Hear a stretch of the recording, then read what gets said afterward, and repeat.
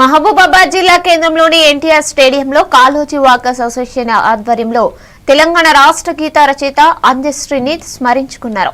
ఈ సందర్భంగా ఆయన చిత్రపటానికి పూలమాలలతో ఘన నివాళులర్పించారు.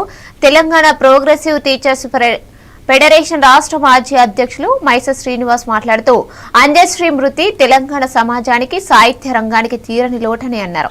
ఆయన రచనల్లో పల్లె జీవితం, తెలంగాణ ఆత్మగౌరవం ప్రతిబింబించాయని, ఉద్యమ సమయంలో ప్రజల ఆకాంక్షలను స్వరమిచ్చారని గుర్తు చేశారు. ఈ కార్యక్రమంలో వాకర్స్ అసోసియేషన్ సభ్యులు పాల్గొన్నారు. పొందడం తన కళ సహకారమైనట్టుగా ఆ రోజు మనం చూడడం జరిగింది. కాబట్టి తెలంగాణ ఉద్యమం కోసం, సమాజ విముక్తి కోసం అనేక మంది కవులు, కళాకారులు తమ జీవితాలను త్యాగం చేసే వ్యక్తులు ఉన్నారు. అటువంటి వ్యక్తుల్లో మొన్న గద్దర్, ఈరోజు అందశ్రీ గారు.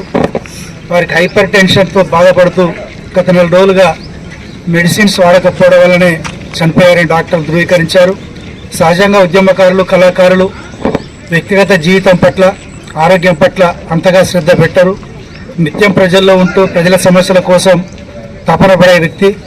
చనిపోవడానికి 4 రోజుల ముందు కూడా ఒక వైస్ ఛాన్సలర్తో నేను ఇంకా 20 ఏళ్ళు బతుకుతాను అని చెప్పి రవీంద్ర భారతిలో ప్రకటించిన 4 రోజులకే తను చాలించడం, హఠాత్మరణకు గురి కావడం బాధాకరం. వారి కష్టం ఈ ప్రభుత్వంలో నెరవేరునో ఏమో కానీ అది అనుభవించకుండానే మరణించడం చాలా బాధాకరం. వారికి ఈ సందర్భంగా అందరం ఘనమైన నివాళులు అర్పించి వారి సాహిత్యాన్ని ఒక్కొక్క పాట, ఒక్కొక్క తోటగా మనలో ఒక రోమాలు ఇక్కపరిచే విధంగా, మరింత సమాజ అసమానతలకు వ్యతిరేకంగా నిలబడే విధంగా తీర్చిదిద్దినట్టుగా అది ప్రకృతి కానీ, సామాజిక అసమానతలు కానీ, తెలంగాణ ఉన్నతిని చాటింపు చేసే పరిస్థితుల్లో కానీ వారు నిజంగా మొదటి వారుగా మనం గుర్తించాలి.